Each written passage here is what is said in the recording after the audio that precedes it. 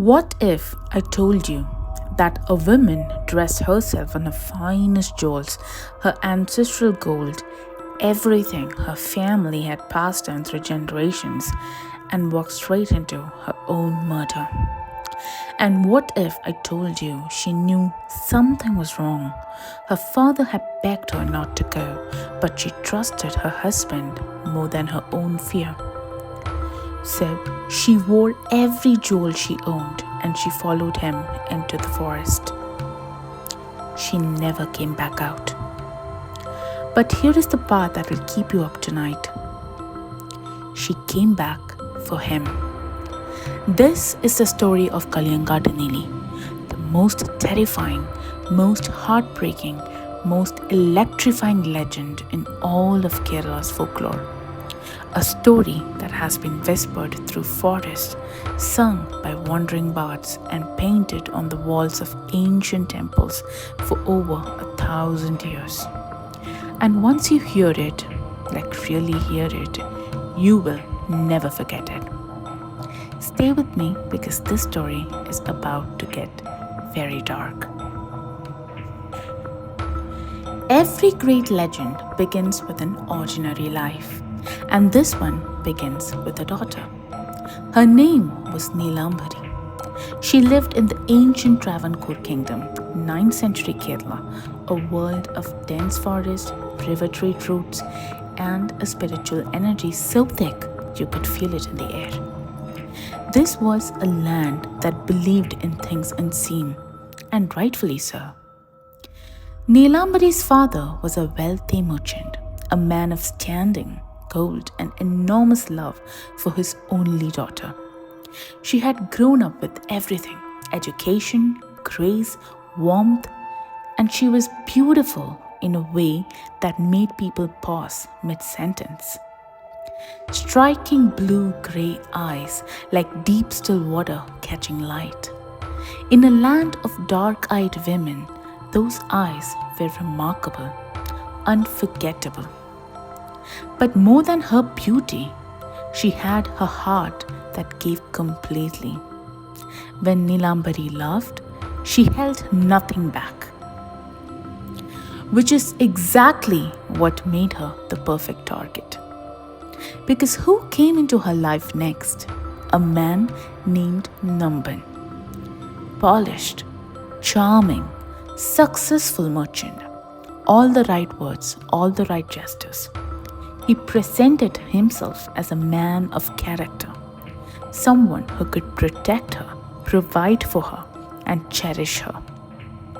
Her father was convinced the match was arranged, and Neelamabari, who loved us completely as she breathed, gave Namban everything: her heart, her trust, her future. What she didn't know was that Namban had never come for her. He had come for her father's wealth, the land, the gold, the trade connections. Neelamabari was simply the door he needed to walk through.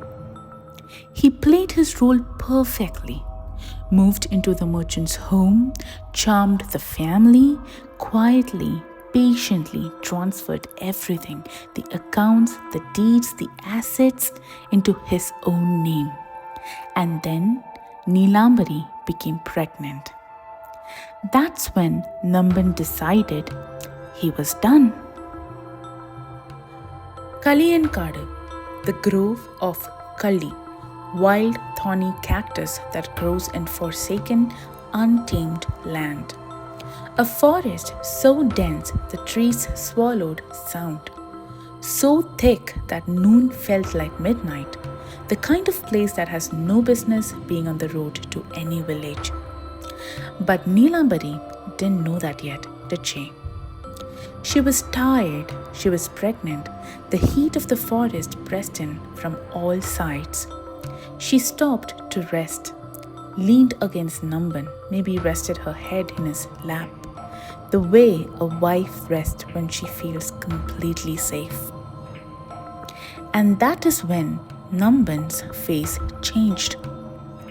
Whatever warmth had ever lived in his eyes, it was simply gone. like a lamp being extinguished. She saw it happen and didn't understand what she was seeing. He looked at her jewels, at the gold on her wrist, the chains at her throat, the ancestral piece across her chest. And he said it out loud, calmly, almost casually. I already have your father's wealth. I don't need you anymore. I just need the jewels. Before she could speak, before she could even understand what was happening, he picked up a stone and he stabbed her brutally again and again.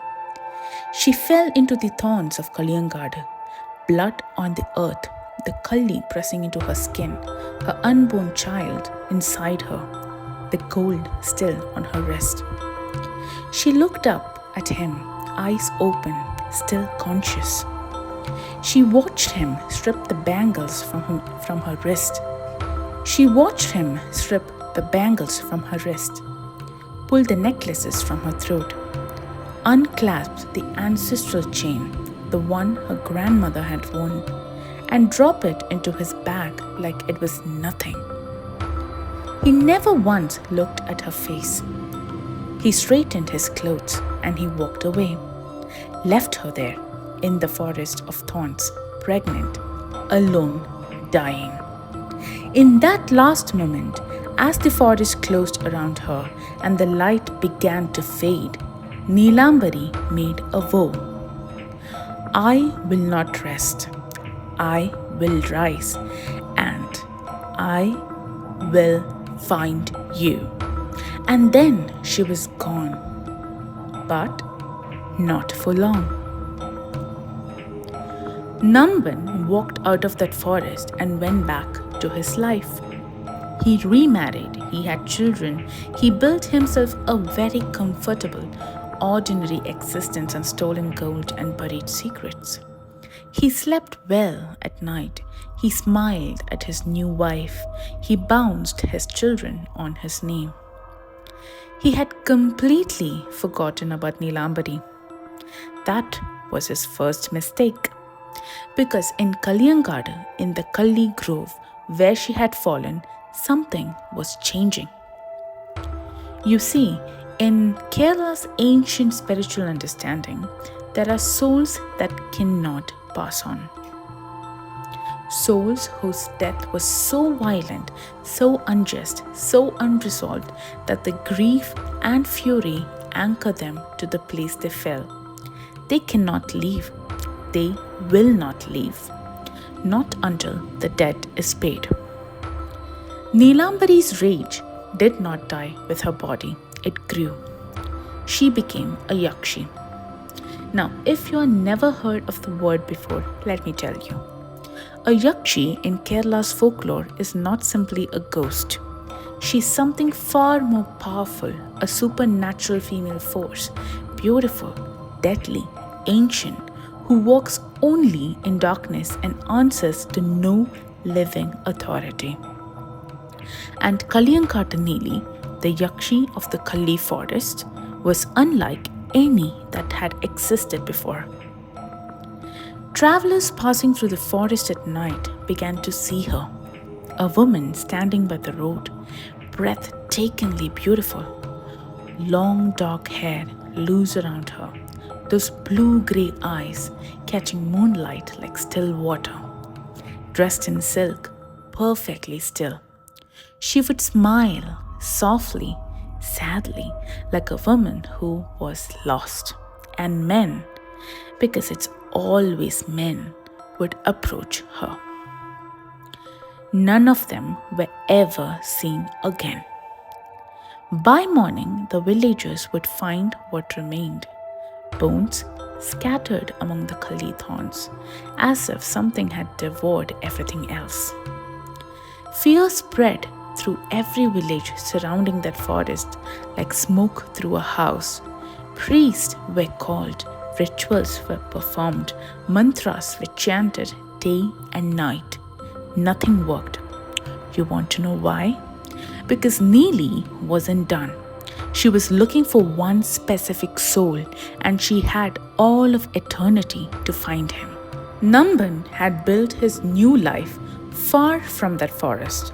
New wife, children playing in the courtyard, a house filled with the sounds of ordinary happiness. He thought he was safe. He was definitely not safe. Because fate, or something far older and more deliberate than fate, was slowly, quietly pulling him back towards Kalliyankadu. Business, a trade route, a journey he couldn't avoid. The road led through the forest. The moment he came near those trees, she knew. A soul that has been wronged never loses the thread connecting it to the one who wronged it. Across death, across the dark spaces between worlds, she felt him approaching like a fire sensing wind. She came to him first as beauty, the old way, a woman weeping softly by the road, alone in the dark, seemingly lost. But Namban had heard enough stories by now. He looked at her eyes, and something ancient and animal inside him screamed. He ran, and the hunt began. Through the Kalli Grove, out of the forest, through villages, Namban screaming, stumbling, begging strangers for help, and Neeli behind him, patient as nightfall, relentless as tide. In sheer desperation, Namban found a Muni, a holy sage of extraordinary power, a man who had spent decades mastering the ancient arts of spiritual protection. The kind of man who could stand between the living and whatever was hunting them. The Muni looked at Namban. He looked at what was following him, and he understood exactly what this was. He gave Namban his protection, sacred mantras, objects of power, a spiritual shield so strong that even a Yakshi of Neeli's magnitude couldn't break through immediately. For a time, it held. Neeli circled. She pressed against the boundaries of the Muni's protection. She tested every edge. But here's the thing about rage that has been burning for years. It does not tire. It does not give up. It simply waits. And a Muni's power, great as it was, had limits. Neelamabari's rage had none. Piece by piece, mantra by mantra, the shield began to crack. They reached the river. At the edge of the water, Namban turned around. There was nowhere left to run. The forest behind him, the river before him, and Neeli standing there in the dark, completely still. Not as the beautiful woman by the road, as what she truly was. Hair wild and unbounded, eyes burning like coals, dressed in blood and pregnant exactly as she had been in the moment he killed her. So that the last thing Namban would see was the precise image of his crime. She let him see her face. She made him remember exactly what he had done, and then it was over. The vow was kept, the debt was paid, and for the first time since she had fallen in those thorns, Kalliyankatt Neeli was still.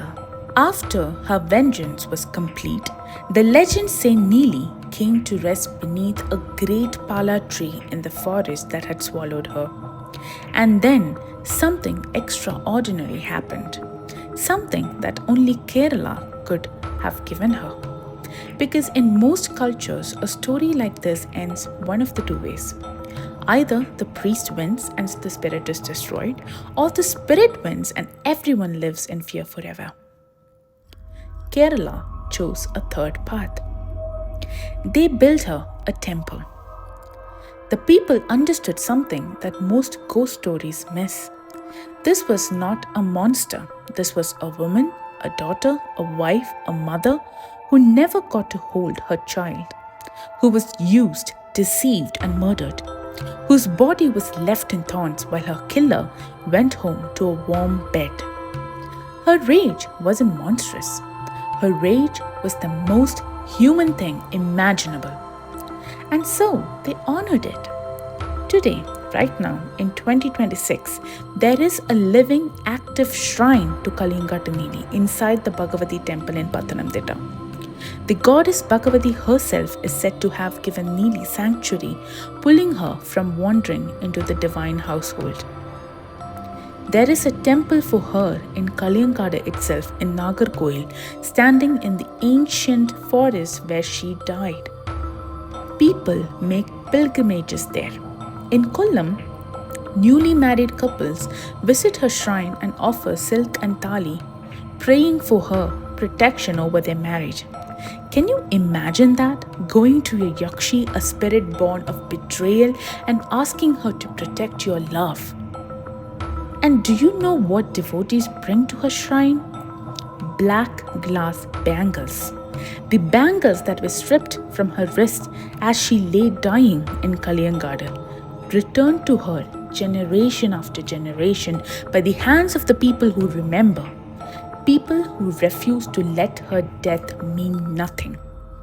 From a betrayed daughter to a murdered wife to the most feared yakshi in Kerala's folklore, to a goddess who protects the innocent. Neelamabari, Neeli, Kalliyankattu Neeli, still here, still watching. When I first heard this story, really heard it, something shifted in me. Because this is not just a ghost story. This is the story of a daughter who trusted, a woman who loved without holding back, a wife who wore her finest jewels for a man who saw them only as things to be taken. And what moves me the most is not the horror in it, though there is plenty, it's the fact that she was not forgotten. The people of Kerala, generation after generation, kept telling her story. They build her shrines, they bring her offerings, they warn their children, they sing songs about her, as if to say, we see what was done to you, we remember, and we will keep remembering. I think this is one of the most beautiful things a community can do for someone who was wronged. Tell me in the comments, did you know the story? Which version did you grow up with? I want to know everything. If this gave you chills, if it moved you, if you thought of someone while listening, share this video. These legends deserve to travel far beyond the forest where they were born. Subscribe to my channel for more stories, more Kerala, more of the things worth remembering. And if you ever find yourself near a forest at night, maybe don't travel alone, just in case.